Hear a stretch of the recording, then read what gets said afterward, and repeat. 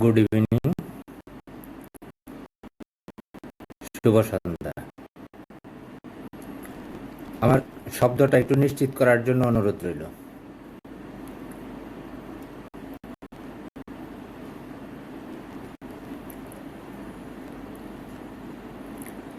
শব্দ সম্পর্কে কেউ একটু বলবেন যে শব্দ ঠিক আছে কিনা।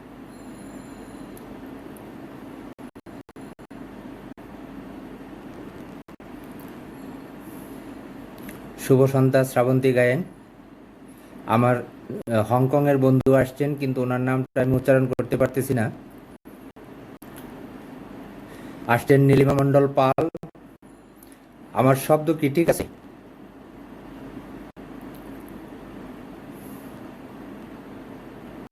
আসছেন আমার দিদি বিন্তুন রহমান। শুভ সন্ধ্যা দিদি। আসছেন প্রার্থিতা দত্ত, আমাদের এক্সিকিউটিভ প্রেসিডেন্ট পোল্যান্ড। ধন্যবাদ, আমি শব্দ সম্পর্কে নিশ্চিত হলাম। শুভ সন্ধ্যা। The dream of equality is not a political or religious doctrine, although it respects all conventional religions and all conventional political ideas. It is the only doctrine that benefits equally for all people and all of God's creations. শুভ সন্ধ্যা সম্মানিত শ্রদ্ধাভাজন উপস্থিতি। আজ 16 October 2021। সমতার স্বপ্ন পরিবারে ইসলামের দৃষ্টিতে ধর্মনিরপেক্ষতা ও সমতা নিয়ে আপনাদের সামনে হাজির হয়েছি। আমার উচ্চারণ ত্রুটি আপনারা ক্ষমা সুন্দর দৃষ্টিতে দেখবেন এবং আশা করছি উপস্থিত সকলেই শেষ মিনিট পর্যন্ত সঙ্গে থাকা উপহার দিবেন। আমি কৃতজ্ঞতা ভরে স্মরণ করছি আপনাদের অংশগ্রহণ, উদার সমর্থন, আন্তরিকতা। পৃথিবীর 30টি দেশ সমতার প্রয়োজনীয়তা উপলব্ধি করেছে। ইউরোপ, আমেরিকা সহ বিশ্বের 30টি দেশের কবি, লেখক, ইন্টেলেকচুয়ালগণ সমতার স্বপ্নের সাথে একাত্ম হয়ে বিশ্ব শান্তির জন্য একযোগে কাজ করে যাচ্ছেন। আমি সমতার স্বপ্নদ্রষ্টা বাংলাদেশের শান্তিপ্রিয় জনগণের পক্ষে অনুর অনুকম্পা literature archive Bangladesh, the dream of ইকুয়ালিটির 30টি শাখা, ইন্টারন্যাশনাল চিলড্রেন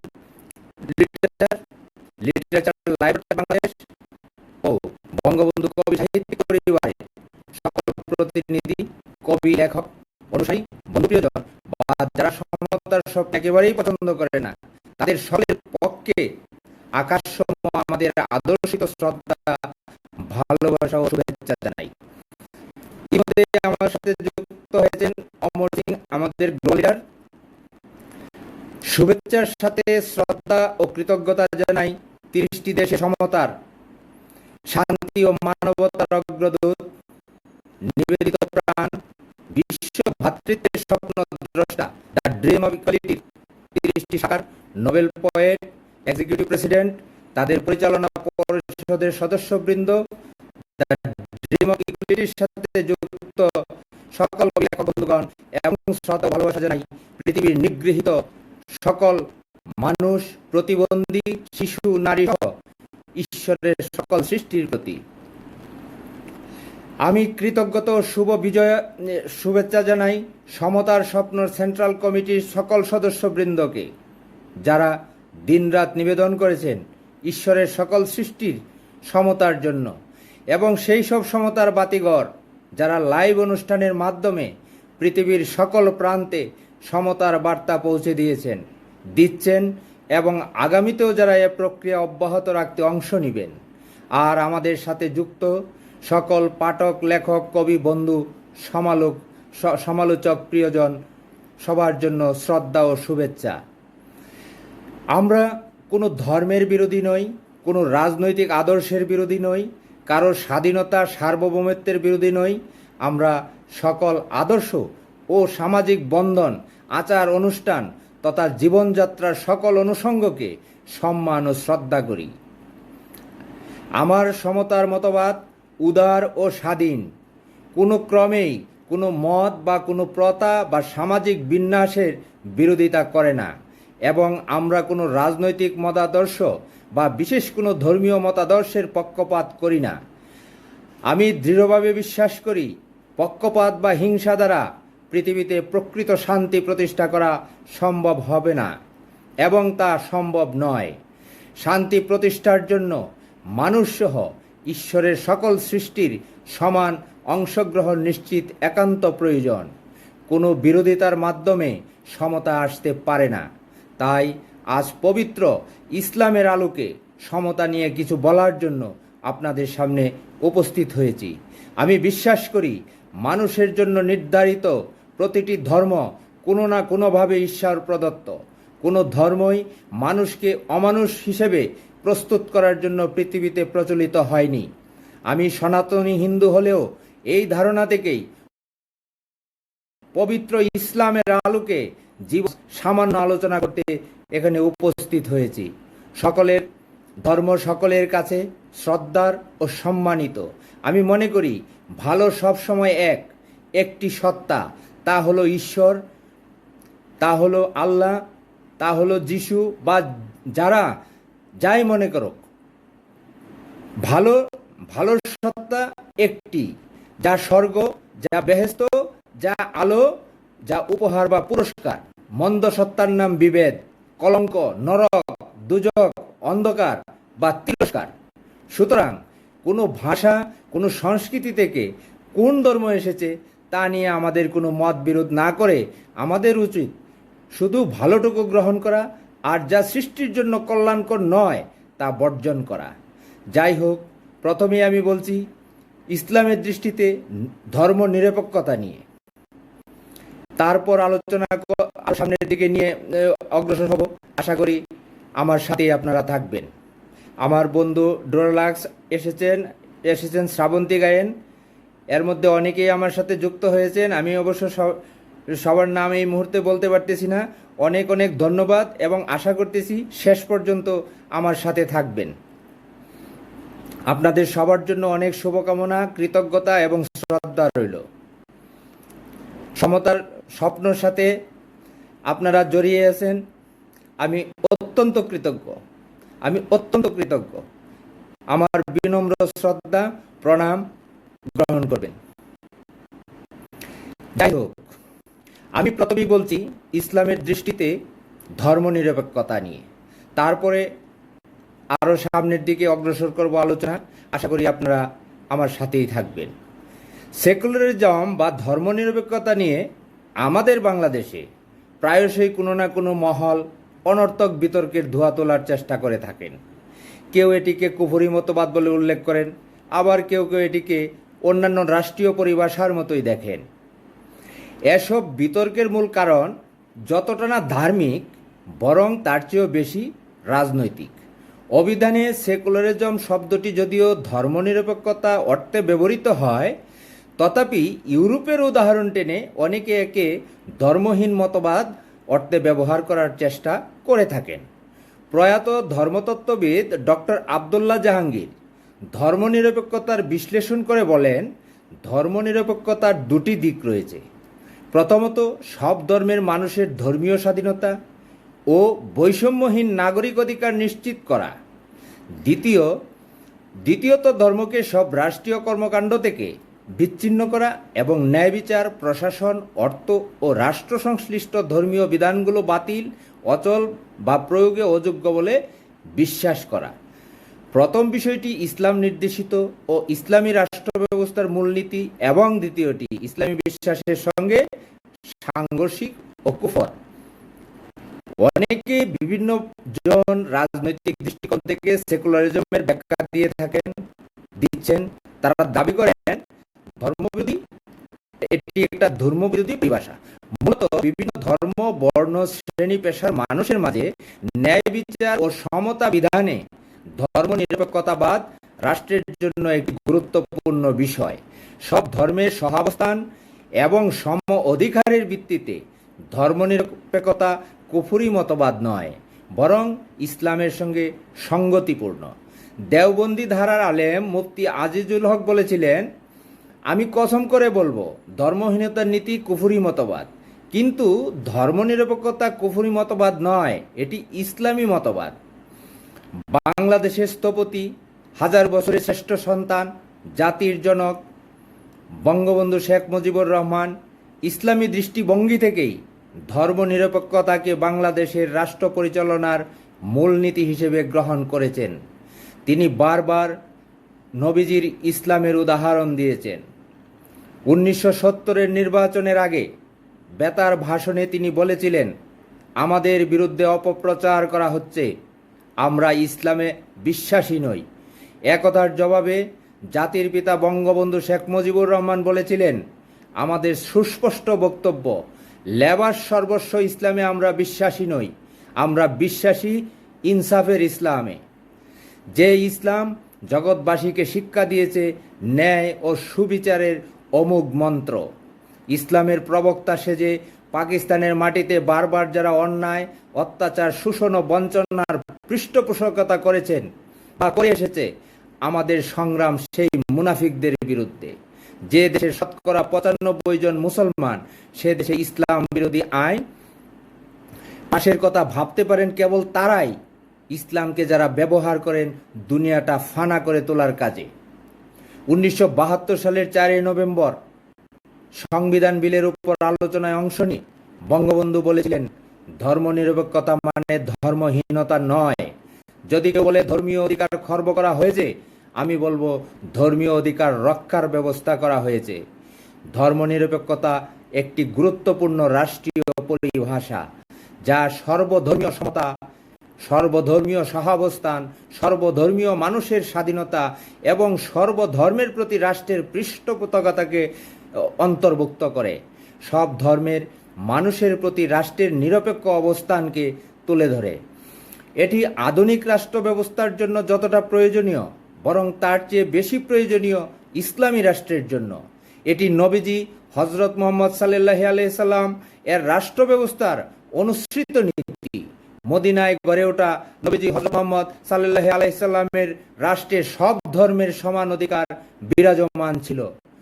মদিনা সনদের মাধ্যমে নবীজি বিশ্বের বুকে ধর্মীয় নিরপেক্ষতার শ্রেষ্ঠ উদাহরণ উপস্থাপন করেছেন। এই সনদে মদিনায় বসবাসরত সব ধর্মীয় জাতিগোষ্ঠীকে একই জাতিভুক্ত বলে ঘোষণা করা হয়েছে। মদিনায় বসবাসরত সর্বধর্মের আচার অনুষ্ঠান পালনে স্বাধীনতা দেওয়া হয়েছে।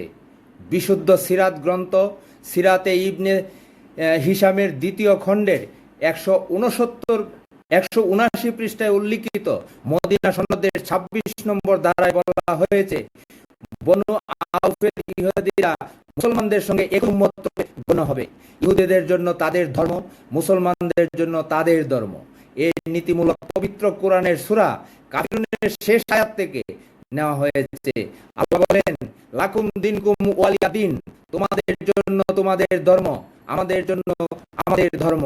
বিখ্যাত ইসলামী গবেষক doctor Hamidullah the emergence of Islam গ্রন্থে বলেন, ব্যক্তি পর্যায়ে যেই ধর্মেরই হোক না কেন, রাষ্ট্রীয় পর্যায়ে সবার অধিকার সমান।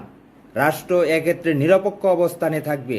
সেজন্য ইসলামী রাষ্ট্রের অনন্য একটি বৈশিষ্ট্য হচ্ছে, অমুসলিমদের উপর ধর্মীয় হদ বা শাস্তি প্রয়োগ করা যায় না। অর্থাৎ ইসলামের শাস্তি আইন শুধুমাত্র মুসলমানদের উপর কার্যকর হবে, কোনো অমুসলিমের উপর ইসলামের শাস্তি আইন কার্যকর হবে না। রাষ্ট্র এক্ষেত্রে ইসলামের আইন অমুসলিম নাগরিকের উপর কখনোই চাপিয়ে দিতে পারে না বা দেয় না। এতএব রাষ্ট্র ঘোষিত ধর্মনিরপেক্ষতা মতবাদ কখনোই ইসলাম বিরোধী নয়। বঙ্গবন্ধু এই বিষয়টি স্পষ্ট করে বলেছেন, ইউরোপীয়রা ধর্মনিরপেক্ষতাকে বলতে যা বোঝায় তা আমি মানি না। ধর্মনিরপেক্ষতা মানে ধর্মহীনতা নয়। এবার আসি যে আমার মুসলিম ভাইয়েরা জানেন এবং বিশ্বাস করেন মানবতার ধর্ম ইসলাম। সমাজে সমতা প্রতিষ্ঠায় প্রিয় নবী হজরত মুহাম্মদ সাল্লাল্লাহু আলাইহি সাল্লাম প্রাণপণ চেষ্টা করেছেন। ন্যায় ও ইনসাফের জন্য লড়াই করেছেন। শুধু নবী হজরত মুহাম্মদই নন, আল্লাহর প্রেরিত সব নবী রাসূলের অন্যতম দায়িত্ব ছিল সমাজের ন্যায় ইনসাফ প্রতিষ্ঠা করা। পবিত্র কোরআনে মহান আল্লাহ তাআলা বলেন, নিশ্চয়ই আমার রাসূলদের কিছু সুস্পষ্ট নিদর্শন সহ প্রেরণ করেছি। তাদের সঙ্গে পাঠিয়েছি কিতাব এবং ন্যায়ত, যাতে মানুষ ইনসাফের উপর প্রতিষ্ঠিত হতে পারে। সূরা আল হাদিদ আয়াত 25। অন্যত্র মহান আল্লাহ পাক বলেন, হে মানুষ, তোমরা যারা ঈমান এনেছো, তোমাদের ইনসাফের উপর দৃঢ়ভাবে প্রতিষ্ঠিত থেকো এবং আল্লাহর জন্য সত্যের সাক্ষী হিসেবে নিজেকে পেশ করো। এই কাজটি যদি তোমরা নিজের পিতামাতা কিংবা নিজের আত্মীয় স্বজনের উপরও আসে, মানে এই নির্দেশ থেকে বিস্তৃত হয়েও না। সে ব্যক্তি ধনী কিংবা দরিদ্র যাই হোক, কোনো দিক লক্ষ্য করবে না, কারণ তাদের উভয়ের চেয়ে আল্লাহ তাআলার অধিকার অনেক বেশি। তাই তুমি কখনোই আপন খেয়াল খুশির অনুসরণ করো না, ন্যায় বিচার করবে। যদি তোমরা পক্ষপাতিত্ব করো কিংবা সত্য সাক্ষ্য দেওয়া থেকে বিরত থাকো, তাহলে জেনে রাখো, তোমরা যা কিছুই করো না কেন, আল্লাহ তাআলা তার যথার্থ খবর রাখেন। সূরা নিসা আয়াত 135। ইসলাম বলে মানুষ মানুষের বন্ধু, পরস্পর পরস্পরের সহযোগী। তবে সবার স্তর বা মর্যাদা সমান নয়। কখনো কখনো একে অপরের কর্তা কিংবা অধীনস্থ বা পরিপূরক। কেউ পরিবারের কর্তা, কেউ অফিসের বস, কেউ সমাজের অভিভাবক, কেউ রাষ্ট্রের পরিচালক। সবার সম্মিলনই আমাদের সমাজ ব্যবস্থা। এই সমাজে সাম্য শান্তি প্রতিষ্ঠা করতে হলে ন্যায় বিচারের বিকল্প নেই। পূর্বের সূরা নিসা আয়াত 135 আয়াতটিতে এই কথাই বলা হয়েছে। অধীনস্থ লোকদের মাঝে কিংবা বিচার প্রার্থীর মাঝে ন্যায় বিচার করতে হবে। মাঝে কিংবা পক্ষপাতিত্ব থেকে দূরে থাকতে হবে। মহাগ্রন্থ আল কোরআনের সূরা নিসার 135 নম্বর আয়াতে আল্লাহ বলেন, হে ঈমানদারগণ, তোমরা সর্বদাই ইনসাফের উপর দৃঢ়ভাবে প্রতিষ্ঠিত থেকো এবং নিজেকে আল্লাহ তাআলার জন্য সত্যের সাক্ষী হিসেবে পেশ করো। যদি এই কাজটি তোমরা নিজের পিতামাতা কিংবা নিজের আত্মীয় স্বজনের উপরে আসে, সে ব্যক্তি ধনী হোক বা গরিব হোক, এটা কোনো দেখবে না, কেননা তাদের উভয়ের চাইতে আল্লাহর অধিকার অনেক বেশি। এতএব তুমি কখনো ন্যায় বিচার থেকে খেয়ালকুশি অনুসরণ করো না। মহান আল্লাহ আরও বলেন, হে মুমিনগণ, তোমরা আল্লাহকে ভয় করো এবং সত্য নিষ্ঠাবানদের সঙ্গে থাকো। সূরা তাওবা আয়াত 120। ইসলামের দ্বৈত নীতি, অবিচারকারীদের যেমন নিন্দা ও শাস্তির কথা বলা হয়েছে, ঠিক তেমনি পুরস্কারের ঘোষণা করা হয়েছে সুবিচার প্রতিষ্ঠাকারীদের জন্য। পবিত্র কোরআনে আল্লাহ বলেন, সত্যনিষ্ঠ পুরুষ ও নারীরা, তাদের জন্য আল্লাহ তাআলা ক্ষমা ও বিরাট পুরস্কার তৈরি করে রেখেছেন। সূরা আজহাব আয়াত 35। হযরত আব্দুল্লাহ ইবনে মাসউদ বলেন, একটি সুষ্ঠু বিচার কার্য পরিচালনা করা আমার কাছে 70 বছর নফল ইবাদতের উত্তম। তাই আসুন ইনসাফপূর্ণ শান্তিময় সমাজ প্রতিষ্ঠার লক্ষ্যে ন্যায়ের পথে থাকি। বিশেষ করে অধীনস্থ সবার মাঝে ন্যায়, ইনসাফ ও সমতা প্রতিষ্ঠা করি। মনে রাখবেন, আমি ঠিক হলে সমাজ ঠিক হবে, দূর হবে বৈষম্য, জয় হবে সমতার। ইসলামে দায়িত্ব নিয়ে এবার আমি কিছু বলবো যে ইসলামের দৃষ্টিতে দায়িত্বটা কেমন হয় বা কী ধরনের হয়। আমার প্রিয় বন্ধুগণ জানেন, দায়িত্ব ও দায়িত্ববোধ ইসলামের একটি অনন্য বৈশিষ্ট্য। এখানে প্রত্যেকেই তার নিজ নিজ অবস্থান থেকে কোনো না কোনো কিছুর ব্যাপারে দায়িত্বশীল। সহিহ বুখারী। আল্লাহ তাআলা মানবজাতিকে এমনি এমনি সৃষ্টি করেননি, বরং কিছু উদ্দেশ্য নিয়ে সৃষ্টি করা হয়েছে। সৃষ্টির শুরুতে আল্লাহ তাই জানিয়েছেন ফেরেশতাদেরকে। আল্লাহ বলেন, স্মরণ করুন সে সময়ের কথা যখন আপনার প্রভু ফেরেশতাদেরকে বলেছিলেন, আমি পৃথিবীতে আমার খলিফা অর্থাৎ প্রতিনিধি সৃষ্টি করতে যাচ্ছি। সূরা বাকারা আয়াত 30। খলিফা শব্দটিও কিছু দায়িত্বের ইঙ্গিত করে। এই দায়িত্বকে আমরা প্রাথমিকভাবে দুই ভাগে প্রকাশ করতে পারি। এক, সৃষ্টিকর্তার প্রতি দায়িত্ব এবং সৃষ্টির প্রতি দায়িত্ব। প্রথমত, সৃষ্টিকর্তা তথা আল্লাহ তাআলার প্রতি মানবজাতির প্রথম দায়িত্ব ও কর্তব্য হলো তাকে স্রষ্টা হিসেবে মেনে নিয়ে তার উপাসনায় নিজেকে আত্মনিয়োগ করা। কোরআন ও হাদিসে মানব সৃষ্টির বিভিন্ন উদ্দেশ্যের প্রতি ইঙ্গিত থাকলেও সরাসরি এ বিষয়টিকে উল্লেখ করা হয়েছে সূরা আজ জারিয়াত 56। তবে ইবাদত সম্পর্কে আমাদের কিছু অসম্পূর্ণ ধারণা থাকতে পারে, আর তা হলো সালাত, সাওম, জাকাত ইত্যাদি ফরজ বিষয়গুলোকেই শুধু ইবাদত বলে মনে করা। কিন্তু প্রকৃতপক্ষে বিষয়টি মোটেও তা নয়, বরং মানব জীবনের প্রত্যেকটি কাজ যা মহান আল্লাহ তাআলা তার রাসূলের নির্দেশিত সেগুলোকে পালন করাও কিন্তু ইবাদত। প্রত্যেকটি কাজে আল্লাহ তাআলাকে স্মরণ রেখে এবং তারই সন্তুষ্টির জন্য করলেই তা ইবাদত হিসেবে সাব্যস্ত হবে। উদাহরণস্বরূপ বলা যেতে পারে, যদি কেউ তার সংসার পরিচালনার জন্য বাজার সওদায় উদ্দেশ্য করে এটি শরীয়ত কর্তৃক দেয়া কর্তব্য, তাহলে এটিও সদকা হিসেবে গণ্য হবে এবং পরকালে তার প্রতিদান পাবে। অবসর সময়ে যদি কেউ কক্সবাজার বা কোথাও নীলগিরিতে বেড়াতে যায় এবং সেখানে সৌন্দর্য উপভোগ করে যদি বলেন যে সুবাহান আল্লাহ এবং আল্লাহ সৃষ্টির সৌন্দর্য বোঝার চেষ্টা করেন, তাহলে এ ভ্রমণও ইবাদত হিসেবে গণ্য হবে। কিন্তু একথা জেনে রাখা দরকার, ইবাদতের চূড়ান্ত অবস্থান হলো ফরজ কাজগুলো এবং সাধারণ অবস্থান হলো সব বৈধ কাজ। আবার হারাম বা নিষিদ্ধগুলো থেকে নিজেকে বিরত রাখাও কিন্তু একটা ইবাদত।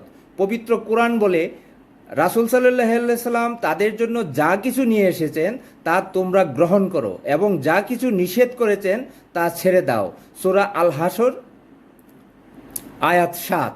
দ্বিতীয়ত, আল্লাহর সৃষ্টির প্রতি মানুষের দায়িত্বকে আমরা 3 ভাগে ভাগ করতে পারি। 1, ব্যক্তির প্রতি দায়িত্ব; 2, অন্যান্য মানুষের প্রতি দায়িত্ব; এবং 3, অন্য সব সৃষ্টি যথা পশু পাখি প্রাণী জীব জড় সহ প্রকৃতির প্রতি দায়িত্ব। 1, ব্যক্তি নিজের প্রতিও তার দায়িত্ব রয়েছে। প্রথমত, তার নিজের জীবন, শরীর, স্বাস্থ্য একটা আমানত। এটিকে সুস্থ ও সুন্দর রাখার দায়িত্ব তার। ইচ্ছে করে এসব দায়িত্বের অবহেলা করলে তার জবাবদিহিতা তাকেই করতে হবে। নিজের জীবনকে সে শেষ করতে পারবে না। আত্মহত্যা করতে কোরআনে নিষেধ করা হয়েছে। শুধু তাই নয়, শরীরের জন্য ক্ষতিকারক বিষয়গুলোকেও তার জন্য নিষিদ্ধ ঘোষণা করা হয়েছে। 2, অন্যান্য মানুষের প্রতি দায়িত্ব পালন। অন্যান্য মানুষের প্রতি দায়িত্ব পালন করাও ব্যক্তির উপর কর্তব্য। এ দায়িত্ব ও কর্তব্য নির্ভর করে ব্যক্তির সামাজিক, অর্থনৈতিক সহ অন্যান্য অবস্থার উপর। যেমন একজন সাধারণ মানুষের দায়িত্ব একজন প্রধানমন্ত্রীর দায়িত্ব এক নয়। প্রধানমন্ত্রী তার রাষ্ট্রের প্রত্যেকের ব্যাপারে দায়িত্বশীল। অবস্থানের উপর ভিত্তি করে ব্যক্তির পরিবার, আত্মীয়, প্রতিবেশী, সমাজ, রাষ্ট্রকে ছাড়িয়ে বিশ্ব মানবতার পর্যায়ে পৌঁছায়। সূরা বনী ইসরাইল 23-26। এছাড়াও ধনীদের কাছে গরিবদের হক প্রতিষ্ঠা করা হয়েছে। সূরা আজ জাজিয়াত 19। রাসূল সাল্লাল্লাহু আলাইহি সাল্লাম একটি হাদিসে বিশ্ব মানবতার প্রতি দায়িত্ব কর্তব্য সম্পর্কে মুমিন মুসলিমদেরকে বোঝাতে তাদের একটি শরীরের সাথে তুলনা করেন। সেখানে একটি অঙ্গ যদি ক্ষতিগ্রস্ত হয় তবে পুরো শরীরটাই অসুস্থ হয়ে পড়ে। সহিহ বুখারী। 3, মানুষের সর্বশেষ দায়িত্ব হলো সকল সৃষ্টি জগতের প্রতি দায়িত্ব। পশু পাখি থেকে শুরু করে গাছপালা, প্রকৃতির প্রত্যেকটি বিষয়ের প্রতি তাদের দায়িত্ব হলো সেগুলির প্রতি আচরণের সৎ থাকা, বিনা কারণে নষ্ট না করা, প্রয়োজন অনুযায়ী ব্যবহার করা, তাদেরকে সংরক্ষণ করার চেষ্টা করা যাতে পরবর্তী প্রজন্ম সেসব থেকে বঞ্চিত না হয়ে উপকার লাভ করতে পারে। সহিহ বুখারীর এক হাদিসে বলা হয়েছে, রাসূল সাল্লাল্লাহু আলাইহি সাল্লাম বলেছেন, একজন মহিলাকে এজন্য জাহান্নামে দেওয়া হয়েছে যে সে একটি বিড়ালকে বেঁধে রেখেছিল, তাকে খেতে দেয়নি এবং শেষ পর্যন্ত বিড়ালটি মারা গিয়েছিল। অন্য হাদিসে রাসূল নির্দেশ দিয়েছেন, তোমরা যদি সাগরের মাঝেও থাকো তবু পানির অপচয় করবে না। এভাবে প্রকৃতির অন্যান্য সৃষ্টির প্রতি আমাদের দায়িত্বকে গুরুত্বের সাথে তুলে ধরা হয়েছে। একজন ব্যক্তি যদি ইসলামের এসব আদর্শিক দায়িত্ব সম্পর্কে সঠিক জ্ঞান লাভ করে তবেই তিনি যথার্থভাবে ইসলাম ধর্ম পালন করতে সক্ষম হবেন। এভাবে একজন মুসলিম ব্যক্তি প্রকৃতপক্ষে অন্যের জন্য কল্যাণকামী হয়ে উঠতে পারেন। মুমিন মুসলিমের তাই প্রাথমিক দায়িত্ব হলো এসব সম্পর্কে সঠিক জ্ঞান অর্জন করা। পবিত্র কোরআন ও হাদিস ভিত্তিক সঠিক জ্ঞানেই আমার মুসলিম ভাই বন্ধুগণ আরও বেশি দায়িত্ববান মানুষ হিসেবে নিজেকে গড়ে তুলতে পারবেন, সফলতা এনে দিতে পারবেন দুনিয়া ও আখিরাতের উভয় জীবনে। এটি মানুষের ইহজীবনের চূড়ান্ত লক্ষ্য হওয়া উচিত। এবার আসি আমরা সেবায়। ইসলামের দৃষ্টিতে সেবা কীরকম হয়? আমার মুসলিম বন্ধুরা জানেন এবং নিশ্চয়ই বিশ্বাস করেন, ইসলাম শুধু একটি ধর্মেরই নাম নয়। জীবনের পরিধি যেমন ব্যাপক, তেমনি ইসলাম ধর্মের শাখা প্রশাখাও ব্যাপক ও বিস্তৃত। বহু শাখা বিশিষ্ট কোনো জিনিসের যে কোনো একটি শাখা নিয়ে ব্যস্ত থাকলে যেমন সেটা পূর্ণ হয় না, তেমনি ইসলাম ধর্মেরও কোনো একটি শাখা নিয়ে ব্যস্ত থাকলে এতে পরিপূর্ণতা আসবে না, বরং সামর্থ্য অনুযায়ী সব কয়টি শাখায় অংশ নিতে হবে। হযরত আবু হুরায়রা থেকে বর্ণিত, নবী করিম সাল্লাল্লাহু আলাইহি ওয়াসাল্লাম ইরশাদ করেছেন, ঈমানের ৭২টি শাখা রয়েছে। এগুলোর মধ্যে একটি হলো রাস্তা থেকে কষ্টদায়ক বস্তু সরিয়ে দেওয়া। মুসলিম শরীফ। এক কথায় যাকে বলা যায় মানব সেবা। এই হাদিস থেকে বোঝা যায় মানব সেবা ও ইসলাম ধর্মের একটি শাখা। পৃথিবীর প্রায় সব মানুষই কোনো না কোনোভাবে মানব সেবায় জড়িত। তবে হ্যাঁ, সবার জড়ানোটা এক পর্যায়ের না। কারোটা ব্যক্তিকেন্দ্রিক, কারোটা সমাজকেন্দ্রিক, কারোটা দেশকেন্দ্রিক। অমানবের চেয়ে তবে অমানবের চেয়ে শ্রেষ্ঠ মানব শ্রেষ্ঠ কেন? প্রাণের কারণে, বুদ্ধির কারণে? মোটেও না। প্রাণের বৈশিষ্ট্য মানুষ ও জীবজন্তু প্রায় অভিন্ন। মানুষ বুদ্ধিমান জীব বলে অন্য সব জীবজন্তু একেবারে বুদ্ধিহীন নয়, বরং বুদ্ধির সঙ্গে বিবেক ও নিজ চাহিদার সঙ্গে মানবিকতার সংমিশ্রণেই অন্য সব জীবজন্তুর উপর মানুষের শ্রেষ্ঠত্ব। তাই ইসলাম মানব সমাজে বৈষম্য ও প্রভেদের বা ভেদাভেদের কোনো সুযোগ রাখেনি। আপনারা জানেন, ইসলাম নিশ্চিতভাবেই মানুষকে সর্বোচ্চ মানবিকতা, পরহৈতিসনা, সহমর্মিতা ও মহানুভবতার শিক্ষা দেয়।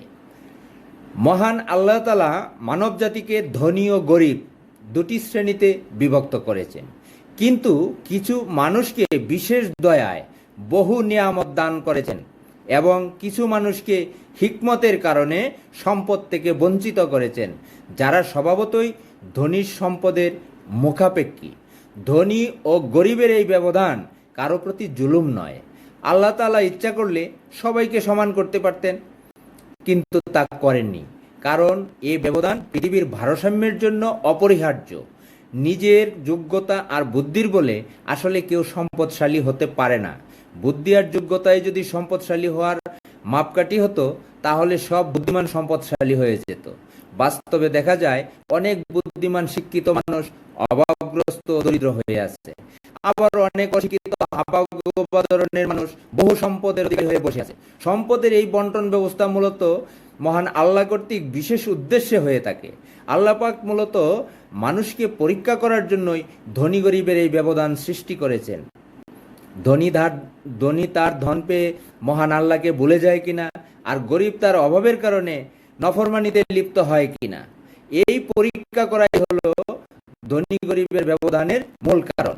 আমাদের করণীয় হলো সর্বাবস্থায় মহান আল্লাহর উপর সন্তুষ্ট থাকা। তবে সন্তুষ্ট থেকে ঘরে বসে থাকলে চলবে না, বরং নিজের সাধ্য অনুযায়ী হালাল উপার্জন করা একটি ইবাদত। মহান আল্লাহ ঘোষণা হলো, যখন নামাজ শেষ হয়ে যাবে তখন তোমরা জমিনে ছড়িয়ে পড়ো এবং অনুসন্ধান করো আল্লাহর অনুগ্রহ, রিজিক। সূরা জুমা আয়াত 10। মানুষ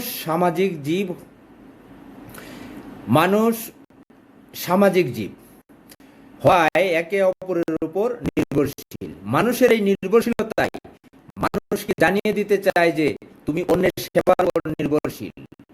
ধনী গরিব, নারী পুরুষ সবাইকে কারো না কারো সেবা করতে হয় বা করতে হবে। জন্মের সূচনায় মানুষ অন্যের সেবার উপর নির্ভর করে বেড়ে ওঠে।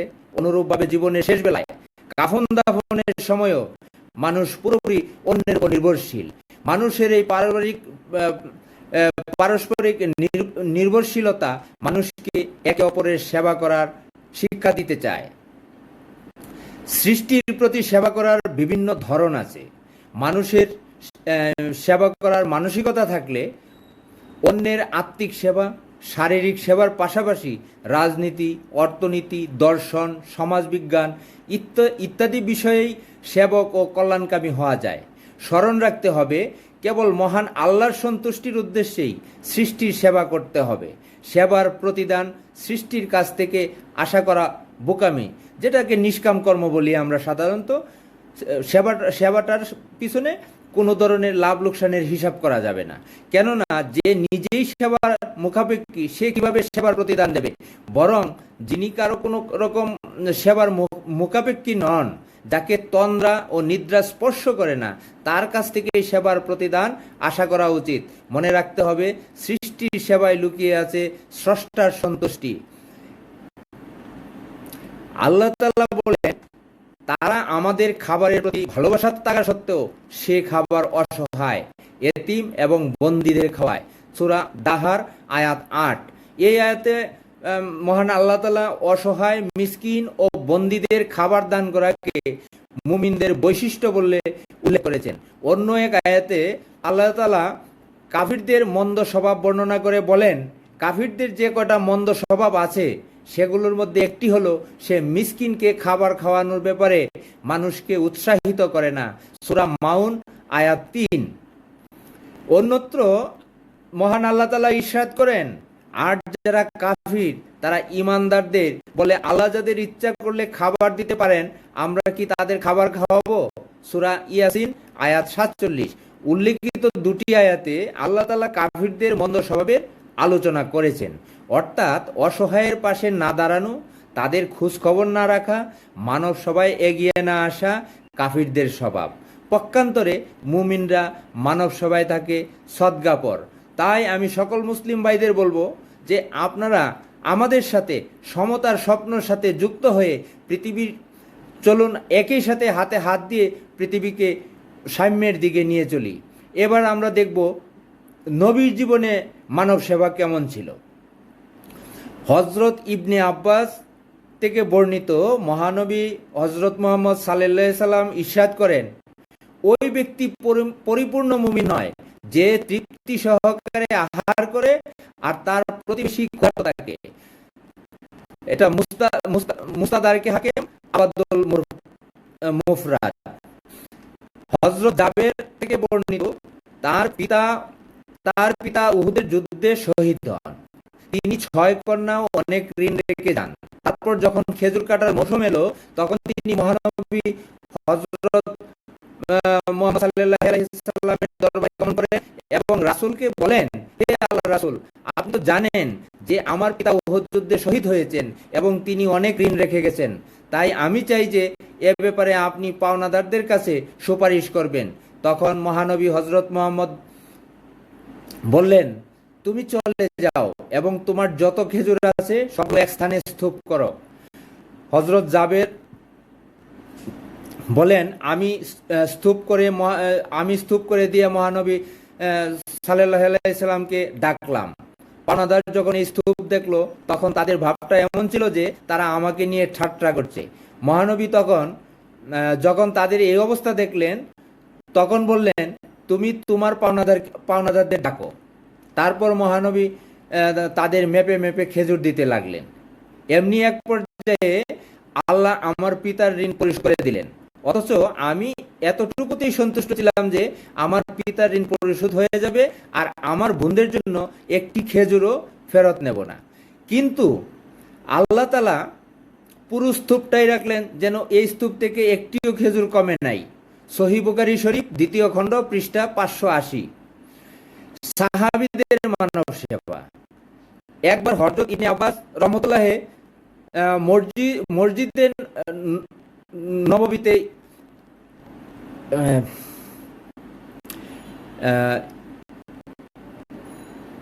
ইতিকাফরত ছিলেন। এমন সময় এক লোক তার কাছে এসে সালাম দিয়ে চুপ করে বসে পড়ল। হযরত ইবনে আব্বাস বললেন, কি ব্যাপার, তোমাকে দেখে মনে হচ্ছে তুমি খুবই চিন্তিত। জবাবে লোকটি বলল, হে আল্লাহর রসুলের চাচাতো ভাই, নিশ্চয়ই আমি খুব চিন্তিত ও পেরেশান, কেননা অমুক ব্যক্তির কাছে আমি ঋণী আছি। তারপর সে রাসূলের রওজা শরীফের দিকে ইশারা করে বলল, ওই কবরওয়ালার ইজ্জতের কসম, এই ঋণ আদায় করার সামর্থ্য আমার নেই।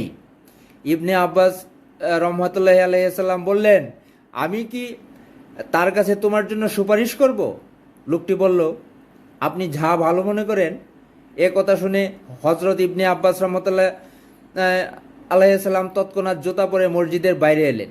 লোকটি বলল, হজরত, আপনি কি ইতেকাফের কথা ভুলে গেছেন? তিনি বললেন, না, ভুলি নাই, তবে খুব বেশি দিনের কথা নয়। আমি এই কবরওয়ালার কাছ থেকে শুনেছি। এই কথা বলার সময় ইবনে আব্বাসের চক্ষু দিয়ে অশ্রু ঝরছিল।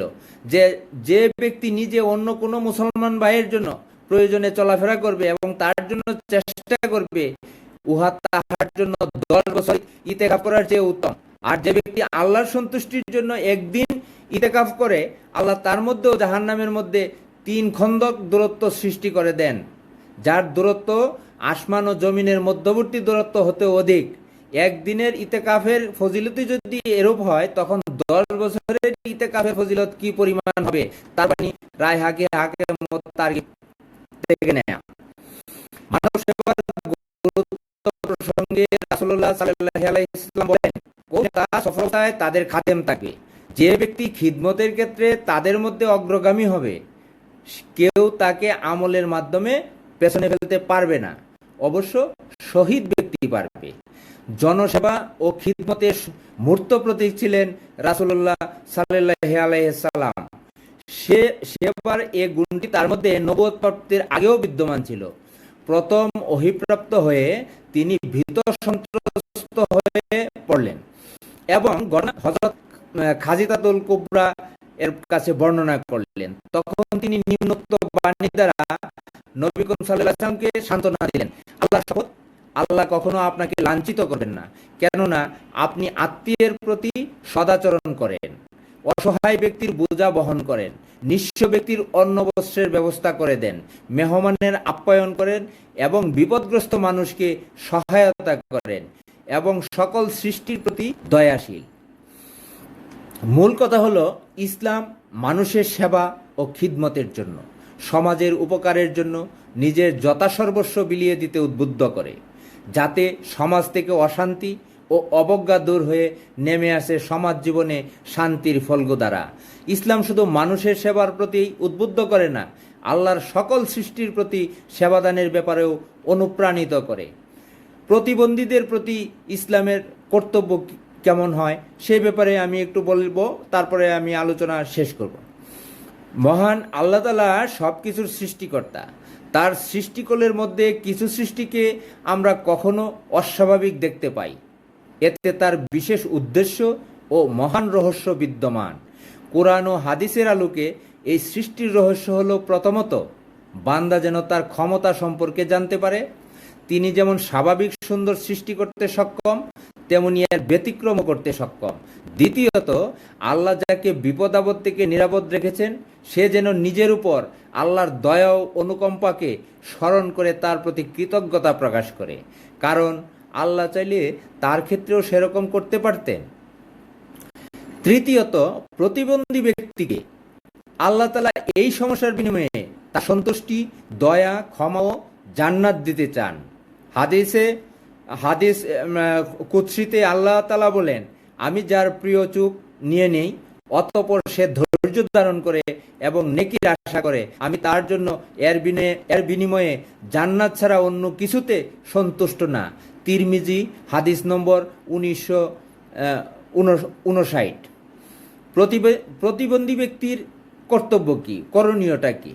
প্রথমত, ধৈর্য ধারণ করবে এবং সন্তুষ্ট থাকবে, কারণ এটি তার ভাগ্যের লিখন। মহান আল্লাহ তাআলা পবিত্র কোরআনে বলেন, পৃথিবীতে এবং তোমাদের উপর কোনো বিপদ আসে না, কিন্তু তার জগৎ সৃষ্টির আগেই কিতাবে লিপিবদ্ধ আছে। নিশ্চয়ই এটা মহান আল্লাহর পক্ষে সহজ। এটা এই জন্য যাতে তোমরা যা হারাও তাতে দুঃখিত না হও এবং তিনি তোমাদের যা দিয়েছেন তাতে উল্লসিত না হও। আল্লাহ তাআলা উদ্ধত ও অহংকারীকে পছন্দ করেন না।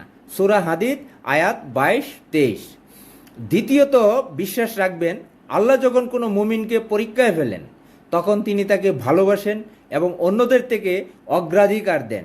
তাই তিনি নবীদের সবচেয়ে বেশি বিপদ আপদের মাধ্যমে পরীক্ষা করেছিলেন। নবী করিম রাসূলুল্লাহ সাল্লাল্লাহু আলাইহি সাল্লাম বলেন, নবীরা সবচেয়ে বেশি পরীক্ষিত হন, অতঃপর তাদের থেকে যারা নিকট স্তরের মানুষকে তার বিশ্বাস অনুযায়ী পরীক্ষা নেওয়া হয়। যদি তার ঈমান শক্তিশালী হয় তাহলে তার পরীক্ষা কঠিন হয়, আর যদি তার ঈমান দুর্বল হয় তাহলে তার পরীক্ষাও সে অনুযায়ী হয়। বিপদ বান্দার পিছু ছাড়ে না। পরিশেষে এ অবস্থা এমন হয় যে সে পাপমুক্ত হয়ে জমিনে চলাফেরা করে। তিরমিজি হাদিস নম্বর 143 ও ইবনে মাজাহা। তৃতীয়ত, মনে রাখবে যে দয়ালু আল্লাহ মুমিন ব্যক্তিকে তার প্রতিটি কষ্টের বিনিময় দেন, যদি সেই কষ্ট নগণ্য হয়। নবী করিম সাল্লাল্লাহু আলাইহি সাল্লাম বলেন, মুসলিম ব্যক্তিকে কষ্ট, ক্লান্তি, দুঃখ, চিন্তা, আঘাত, দুশ্চিন্তা গ্রাস করলে, এমনকি কাঁটা বিঁধলেও আল্লাহ তাআলা সেটা তার পাপের কাফফারা করে দেন। বুখারী ও মুসলিম শরীফ। চতুর্থত, মুমিন ব্যক্তি যেন তার নির্দিষ্ট প্রতিবন্ধিতাকে ভুলে গিয়ে শরীরের বাকি অঙ্গগুলোকে কাজে লাগায়। কারণ কোনো এক অঙ্গের অচলতা জীবনের শেষ কথা নয়। দেখা গেছে যার কোনো একটি ইন্দ্রিয় বা অঙ্গ অচল, তার বাকি ইন্দ্রিয় বা অঙ্গগুলো সক্রিয় বা সচল। প্রতিবন্ধীদের জন্য করণীয় কি? আমাদের নিজের সুস্থতা ও পূর্ণতার জন্য আমরা মহান আল্লাহর কাছে কৃতজ্ঞতা প্রকাশ করা এবং প্রতিবন্ধী ভাই বোনদের জন্য দোয়া করা, যথাসম্ভব প্রতিবন্ধীদের সাহায্য সহযোগিতা করা, প্রতিবন্ধীর দেখাশোনা করা। তার অভিভাবকদের কর্তব্য হলো সমষ্টিগতভাবে তার সমাজের সবারই দায়িত্ব। তো আপনারা জানেন, যারা পবিত্র ইসলাম ধর্ম পালন করেন তারা জানেন ইসলামের দৃষ্টিতে সব মানুষ সমান। ঈমান ও তাকওয়া হচ্ছে মানুষের মর্যাদার মানদণ্ড। যে যত বেশি মুত্তাকি, আল্লাহ তত বেশি। মহান আল্লাহ তাআলা পবিত্র কোরআনে ঘোষণা করেন, হে মানুষ, আমি তোমাদের সৃষ্টি করেছি এক পুরুষ ও এক নারী হতে, পরে তোমাদের বিভক্ত করেছি বিভিন্ন জাতি হতে, যাতে তোমরা একে অপরের সঙ্গে পরিচিত হতে পারো। তোমাদের মধ্যে ওই ব্যক্তি আল্লাহর কাছে বেশি মর্যাদা সম্পন্ন যে বেশি মুত্তাকি। সূরা হুজরাত আয়াত 13।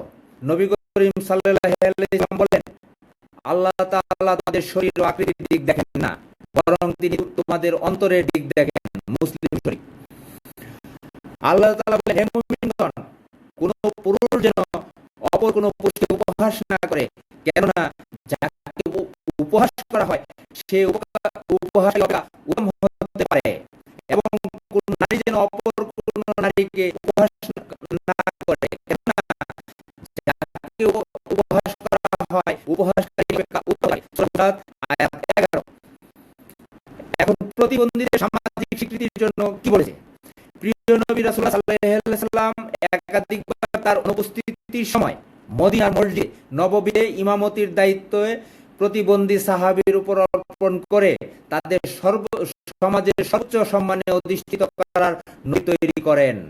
সেই প্রতিবন্ধী সাহাবী আব্দুল্লাহ ইবনে উম্মে মাকতুম আযান দেওয়ার কাজে নিযুক্ত করেছিলেন।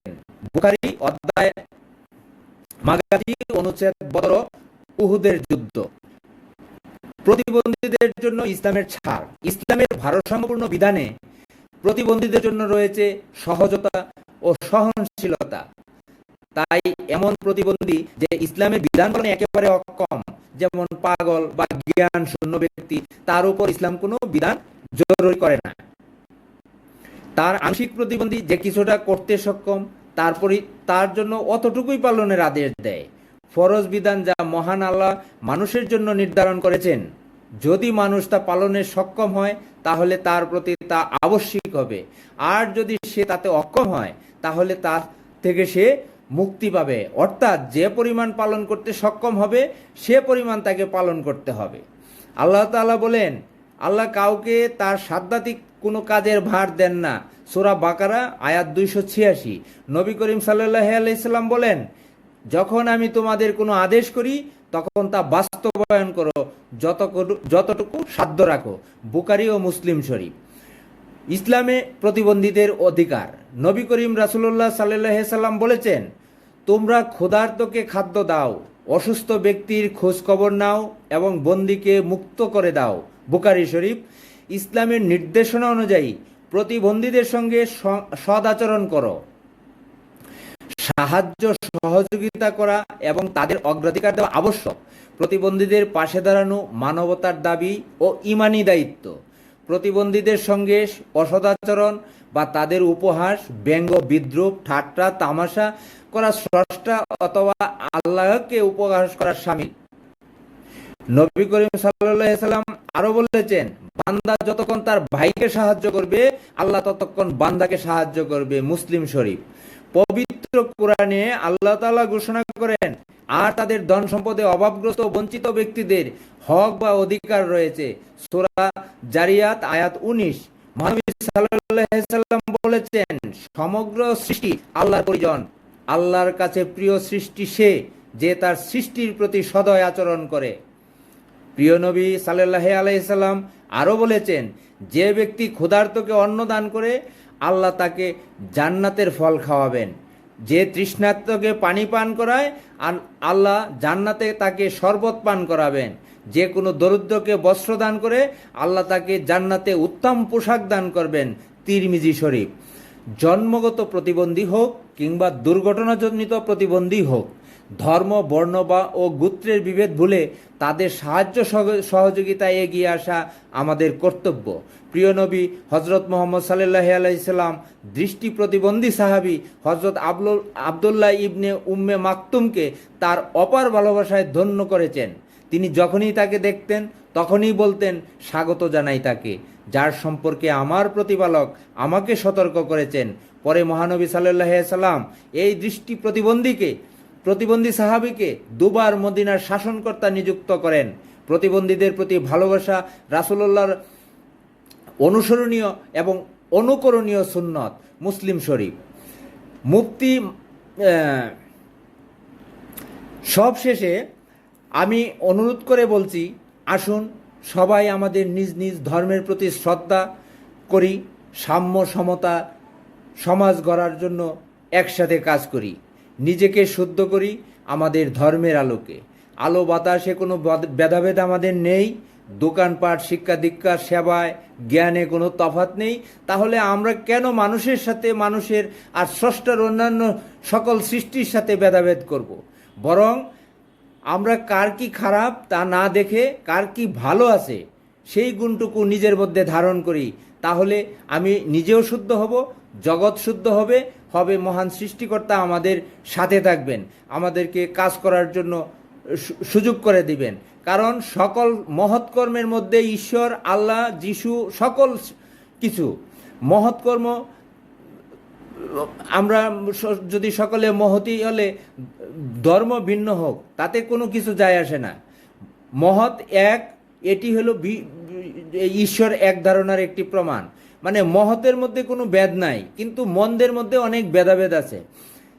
তখন ধর্মগোত্র নিয়ে, সমাজ মতবাদ নিয়ে তফাৎ আর থাকবে না। সকল ধর্ম সকল মানুষের জন্য কল্যাণের। পিতা কখনো তার সন্তানকে কোনো কালেই মন্দ করে ঘরে তোলার পথ দেখাতে পারেন না। তাই আসুন সকল মত, সকল পথকে সম্মান করে মানবতাকে সমভাবে সবার মধ্যে প্রতিস্থাপন করি, আদর্শিক সমাজ গড়ি, সমতার সমাজ গড়ি, সকলের অধিকারের সমাজ গড়ি, সুন্দর পৃথিবী গড়ি। ধন্যবাদ। শুভরাত্রি।